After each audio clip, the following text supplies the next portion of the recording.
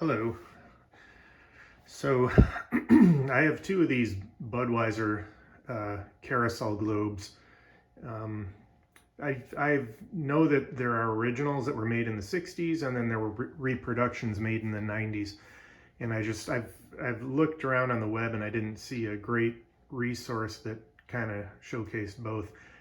I have one of each just by chance, and I thought I'd throw a video together. This one here is an original from the 60s, and this one's a reproduction. I believe it was made in 1996. And there's a couple ways you can tell. One is if you look at the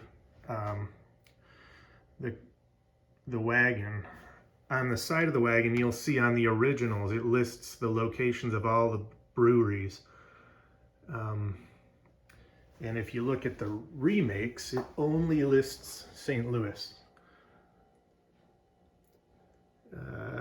Second, if you look at the bottom of the wagon, the original is white, and the remakes are red. And third is also on the wagon. If you look at the beer cases, you see I got three colors: white, red, and kind of like a brownish gold. And on the remakes, you only have two colors, the red and brown. Those are three telltale signs. I'm not too sure about the dogs. I do know that the Dalmatians on the originals, you see they have all different spots. I've looked online and I noticed that a lot of the remakes have the puppies have identical spots, larger spots, but I'm kind of confused by that because on my remake, the Dalmatians, the puppies, all have different spots. So if you see one where the puppies have all identical spots, it's a remake. I don't know what the story is on this remake though. Anyway, I've gone through my original and it works. It lights up and spins like it should. I'll probably be selling one of these after I get the remake set up. Right now, my remake,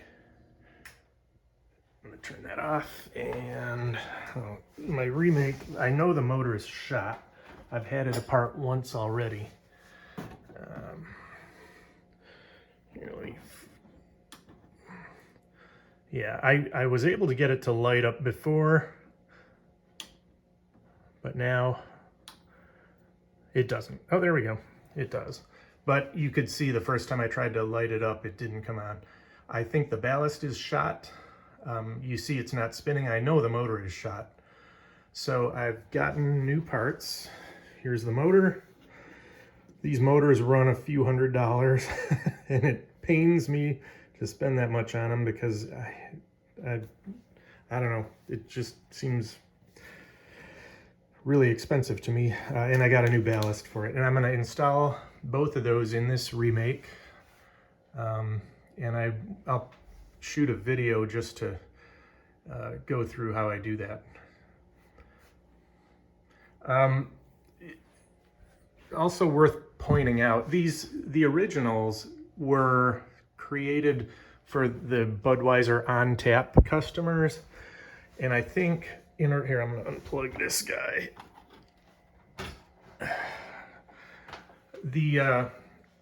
An on tap customer, from what I understand, you had to sell a quota, or if you exceeded a quota of beer sales, you would get one of these lights for free. And the last web page that I saw that cited production numbers said that there were 500 of the originals produced.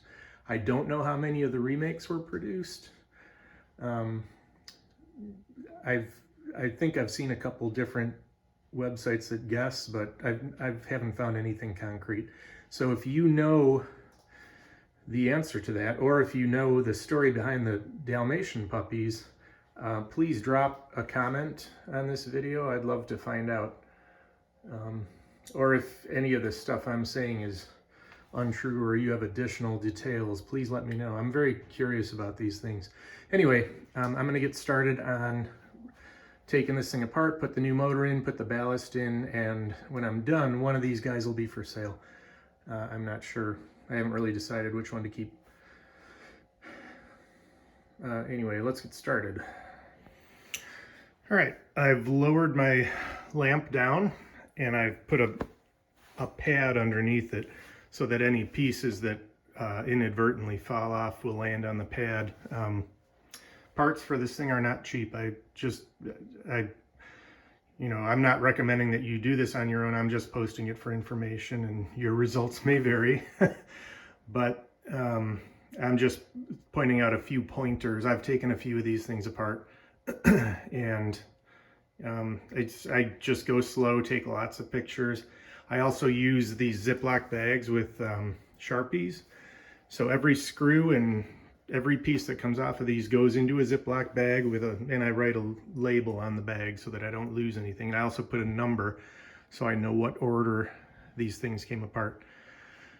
So for starters, there's 4 screws on the top and then 4 on the bottom.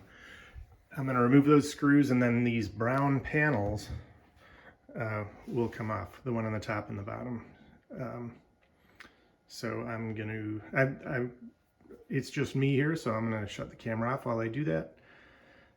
I'll see you in a bit. Okay, I removed the 8 screws. I put them in bag number 1. And here's what you're left with. You've got the top exposed with this support beam going across, and then the bottom is also exposed. You can see the round fluorescent light and the switch on the bottom. So that went pretty well. Next thing I'm going to do is I'm going to masking tape. I want to take this globe, the dome, off in 2 halves. So what I do is I put masking tape on to support both halves of the globe, and then I'm going to remove 2 screws from each side, one on top, one on bottom, and that should split it in half. You also have to keep track of these gold trim pieces. They're going to want to fall off when you remove the first half of the dome, and that's why I have this blanket here in case anything falls off. It'll just land on the pad. So that's what I'm going to do right now. Okay, I've removed the globe in 2 halves, and this is what you're left with.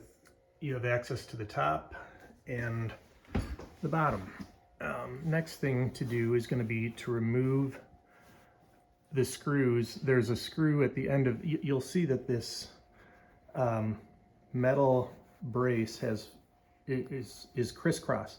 At the end of each, you'll see the screw that I'm pointing to. Those screws have to come off. And then after you take those screws off, this entire white spool that's holding the horses in the carriage will lift off. And then that gives you access to the guts, the motor, and the internal components. So that's what I'm going to do next.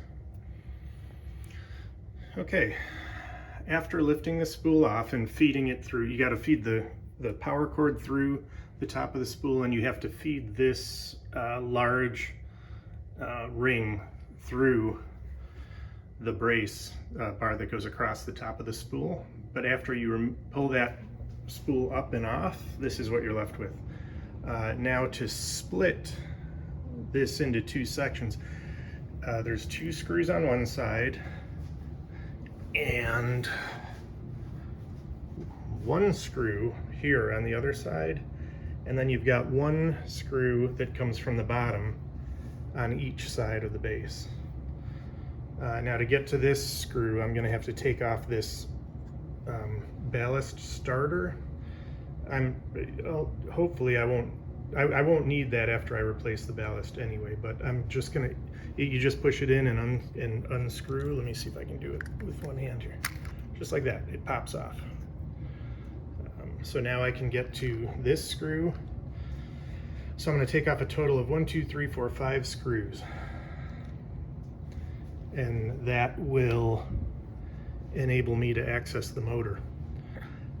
What I found on both of these is that inside this plastic, whatever, like cylinder, are two copper fingers that ride along a copper track. That's what enables it to spin. You should clean that. I've already cleaned this one, but it needs to be cleaned, and I put super lube along the track. You can kind of see in there it's pretty clean now, but especially when I rebuilt this one, there was all kinds of dirt and debris riding along that track. So my light used to flicker and it would kind of power on and off. But you know, cleaning that up and lubing it with super lube, it gave me a real consistent current, and no more flickering, no more powering on and off. So anyway, next step, I'm going to go ahead and remove those 5 screws and split the motor off. I just wanted to point something out. Before I said you need to remove 5 screws to split this off, I just wanted to point out that when you remove these 2 screws, the motor and ballast assembly will drop. You can see that the only thing holding it right now is these 2 power wires. Now I'll need to remove 1, 2, 3 screws to split the motor assembly from this frame that holds the ballast. So I'm on bag number 4. I'm going to put these 2 screws on bag 4, go here and here, and I'm going to get a new bag number 5, and I'm going to put these 3 screws in there. So that's my next step. Okay, I removed those 3 wires. Now you can see, so here's the motor that I'm going to be replacing. Down here is the ballast that I'm going to be replacing. Now would be a good time to go through and mark all your wires. For example, see these 2 wires go down to your power switch. Oh, sorry, these 2 wires here go down to your power switch on the bottom. And then those wires feed up to feed current to the rest of the components. Now I previously cut this, that's why it's spun together like that. I knew the motor was bad. I didn't want to supply power to the motor since it's seized, so I did that. But when I put this thing back together, I know that the black power line that goes to the power switch, there's a black, I marked this, I replaced the power cord previously, and I put a black Sharpie mark there. So I know that that wire with the black Sharpie mark goes to the black wire. And when I replace these wires, I want to mark them so that the new motor, this same wire goes to the same place. I don't want this thing to spin backwards. So take a few minutes, make yourself some wire labels, and you'll save yourself a lot of grief later. All right, I've labeled a few of these wires. So first of all, numbers 1 and 2 are the black and white wires that come down and go to the power switch. Numbers 3 and 4 are the wires that come off the motor. Number 3 goes into this black bundle of 3 wires, and number 4 feeds through this corner hole and goes into this bundle of 4 white wires. So that's your power and your ground. I've also labeled number 3 on the new motor. That is the wire when the motor's mounted and facing this direction, it's closest to me. So when I mount that new motor, I want that it's going to be mounted this same way, and I've labeled number 3. So that is when I mount the new motor, it's going to go, number 3 goes to the black bundle of 3 wires, and number 4 will come down here to this bundle of 4 white wires.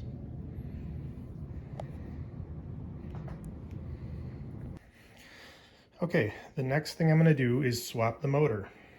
And to do that, I see that I have 2 screws, one on either side. And I know that I'm going to have to remove this bent piece of metal here and this little nut. Now when I mount the new motor, I just want to point out that the wire side of the motor points to this bracket with 2 screw holes in it. The other side only has 1 screw hole. You can just see it at the tip of my thumb. And it's got in my case, it has a blue mark on it. But when I reassemble this thing, I want my wired side of the motor the wires should point to that bracket with 2 screw holes in it.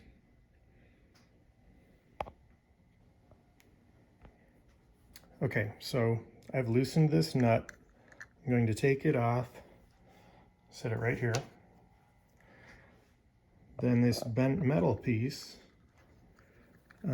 it's keyed, so it can only go back on one way, and it's kind of tough to get off. It's pretty tight. Let me see if I can get at this.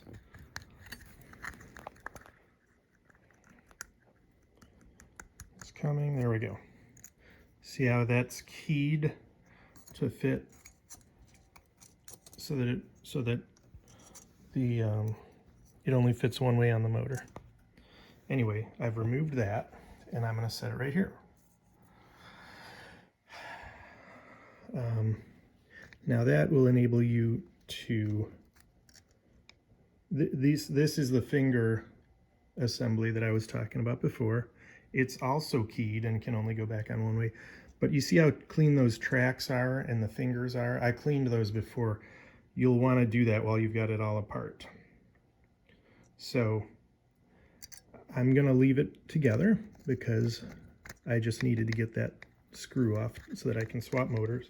Now I'm going to remove these 2 screws, 1 screw on each side, pull the long screws out, and then that will free up the motor. I can swap it out.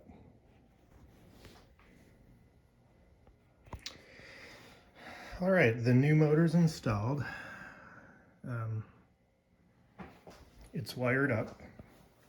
The only wires that are disconnected at this point are my power lines that go to my cord. I got curious and split the case on this old motor, and you can see that I don't know if water got in there or what happened, but it's shot. Anyway, so now I'm going to replace the ballast. I've already removed the starter. There's a screw on each end that I'll undo. Again, I'm going to take a little time and I'm going to label all the wires before I put the new one on.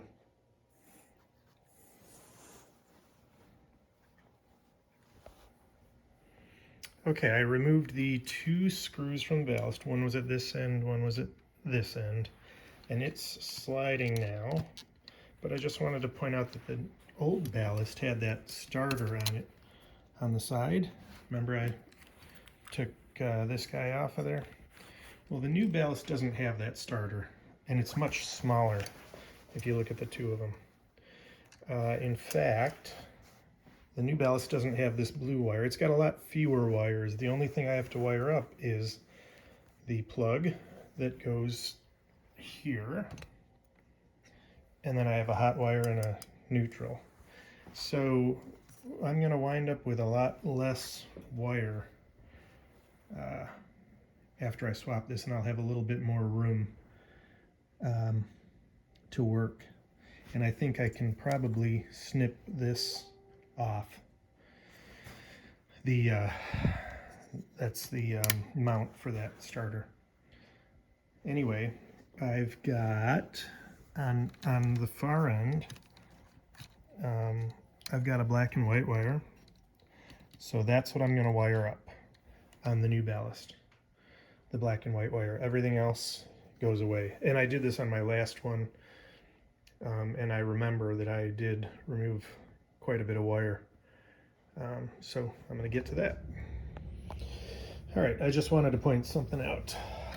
The black wire on the existing ballast kind of snakes down. This is going to be tough to see, but it snakes down through the hole here in the corner and then plugs into this black wire bundle. I've got it labeled as bundle number 3, which I wired the motor into. So when I put the new ballast in, the black wire will go into bundle number 3. The white wire, I'm going to try to trace that. That goes into bundle number 4. And got stuck. Okay, so the white wire is pretty easy to see. Goes into bundle number 4. Black wire goes into number 3. Those are the only 2 things I'm going to wire up. Everything else, that blue wire, all those other wires are going to come out.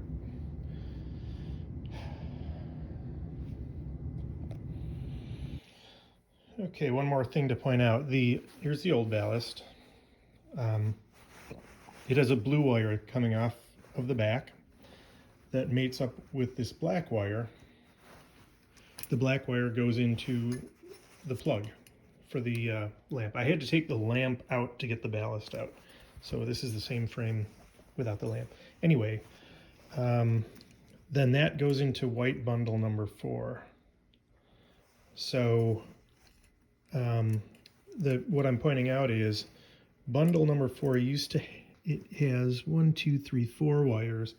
It's going to go down to 3 wires because this wire used to go to the white wire on the ballast, and then this wire went to the same bundle. So we had 2 wires going in, and now we're only going to have this one. The new ballast just has a single wire coming out. So just pointing that out. And I might as well cover the black wire too. The black wire went to bundle 3. I trimmed it, but I guess bundle number, no, you can't see that. Bundle number 3 is going to still have 3 wires, but bundle 4 is going to go from 4 wires to 3 wires. Okay, so at this point I have removed the old ballast, and I got a lot of spaghetti out of there. There were additional wires because of this guy, but as you can see right now, they are just clipped. And I wanted to do a quick bench test, make sure this works. But if it works okay, I'm probably just going to either clip these wires or break off this whole starter mount. But anyway, I've got the new ballast wired up. It's much smaller. So it's wired up. The bulb is plugged in. The new motor is wired up. And I've got it connected. All the wires are connected. I'm about to flip the switch to do a bench test. My expectation is that this will start to spin, and hopefully this light will come on. And if that works, I can button it all up and put it back together. So here it goes. All right, that looks good. Motor's working, and look how quick that light came on. Great. So now I'm going to pop this ballast back into the frame there, and I'm going to reassemble it basically just in the reverse order of this video up until now. So thanks for watching. Okay, new motor is wired up. I had one successful bench test. Ballast is obviously, getting that ballast in there, I had to shoehorn it in there. It did not want to cooperate with me. I wound up snapping off the old ballast starter to try to give myself a little bit more room to slide the ballast in, but I finally got it in there. without snapping off those two prongs, so I'm just going to leave them like that. Anyway, I am going to give it another bench test before I put the spool back on there. Hopefully it'll spin and light up. And we got lights and we got motion. So I want to see it go around one full revolution. One thing worth mentioning is that the wires and the wire nuts have to, and there's those two fins from that copper, looks like a butterfly. They have to fit up inside that square. What I noticed was initially when I put these two screws back on and put it back together, the nuts were sticking out of here and they would have obstructed like they would have gotten wedged in there if I had left them outside of the of that square, the wire box or whatever you want to call it. But this looks good to me. The light came on immediately with that new ballast, and that motor is obviously spinning, and it's gone around a revolution now, so I can see that it's not going to bind any place. Now I just gotta put that spool back on and make it look like that.